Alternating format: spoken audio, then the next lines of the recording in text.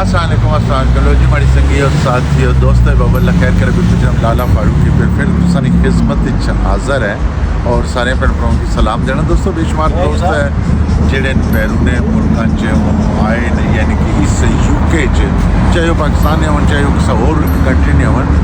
मैं दोस्तों की गल दसना चाहना किसी कोई शक नहीं है कि बेशुमार मुश्किलात बेशुमार मसाइब होने, लेकिन अगर कटिंग के हवाले ना रखना चाहते हो सब खूबसूरत जी कटिंग कराना चाहते हो इस कोई शक नहीं है। कि उर्दू बोलने वाले बंदे भी लब सन, अपनी पहाड़ी बोलने वाले भी बंदे लब सन और माशाल्लाह कटिंग भी सन जी है पाकिस्तान की निस्बत भी बेहतर हो सी। मैं सकी लाइक है दसना जनाबन भाई माड़ी कटिंग से तक सकने हो। ये कटिंग मैं इससे दुकान पर कराई है जनाब वाशवुड हीथ रोड है।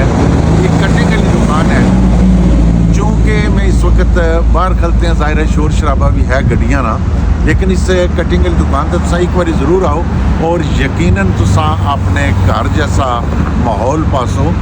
बेशुमार दोस्त बाब जेडे इतने कम काज करने पे वो भी तुसनिया बोलियाँ की समझी किन्ने और तुसा की बड़ी आसानी नाल समझा सन। लेकिन शर्त यही है कि जनाब इस वकास हेयर कटिंग सैलून पर एक बारी ज़रूर आओ जिले साफ सो यकीनन साफ सो के लाला बड़ा खूबसूरत राह पाई। Thank you very much. फिर